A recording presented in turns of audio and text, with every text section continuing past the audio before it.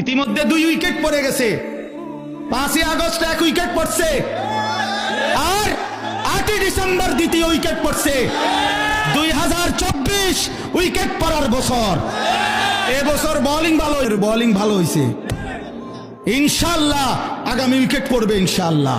সামনের wicket Netanyahu, ইসরায়েলের এই বেঈমান, ইসরায়েলের এই কুত্তা, ইসরায়েলের এই প্রধানমন্ত্রী।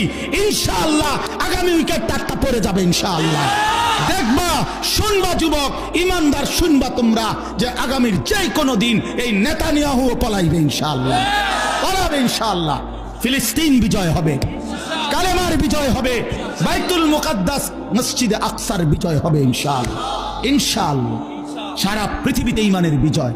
কারো ধমকে পরোয়া করার কিচ্ছু নাই, ইমানদার কোনো ভয় করার কিছু নাই। পার্শ্ববর্তী ইন্ডিয়া 110 কোটি 130 কোটি বেঈমানের ভয় দেখায়, সংখ্যার ভয় দেখায়। আমরা 130 কোটিকে ভয় করি না, কোনো পরোয়া করি না আমরা। তোর 130 কোটি না, 230 কোটিও যদি হয় আমরা গণাত ধরি না। আমাদের একজন আল্লাহ। কয়জন বলো, কয়জন?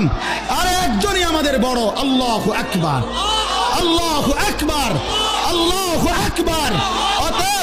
অতএব ইন্ডিয়াকে বলে দাও, পেঁয়াজের ধমক দিও না, আটার ধমক দিও না, আলুর ধমক দিও না। বেঈমান, পেঁয়াজ বন্ধ করে দিবি, ধমক দেশ কেন? পেঁয়াজ তোর বাপের, কথা বলে না। মোদির আব্বার নি পেঁয়াজ, কথা বলো। আরে তার বাপের নি পেঁয়াজ, ওই ধমক দেয় কেন? ইন্ডিয়ার ওদের বাপের পেঁয়াজ, এটা তোর বাপে উৎপাদন করে পেঁয়াজ বেটা। আলু তোর বাপের আলু, তোদেরকে আলু, পেঁয়াজ, খাদ্য, খাবার এক এক লোকমা তোদেরকে যিনি খাওয়ায় বেঈমান, তিনি তো আমার আল্লাহ, আমার আল্লাহ। আরে তোর কি, তোদের মূর্তি ছাড়া আছে কি আর? আমাদের আল্লাহ তোদেরকে খাওয়ায়, আমারে ধমক দেবো, এটা কি কথা? আরে বেওকুফ, তুই কারে ধমক দেস বেটা? তোদেরকে যিনি খাওয়ায় তিনি আমার আল্লাহ, ঠিক কিনা বলো যুবক? কার আল্লাহ? আমাদের বলবা না, আমার বলো, আমার আল্লাহ। আমার আল্লাহ খাওয়ায়, আমার আল্লাহ, আমার আল্লাহ ওদেরকে খাওয়ায়। 130 কোটির কোনো হিসাব নাই। পেঁয়াজ রসুনের ধমক দিলে কোনো লাভ নাই।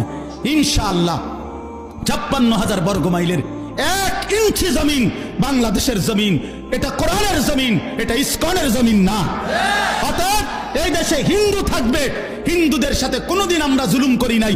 যুগ যুগ ধরে আমাদের এই বাংলাদেশে হিন্দুরা ছিল, সংখ্যালঘুরা ছিল, তাদের উপরে কোনো জুলুম আমরা মুসলমানরা করি নাই।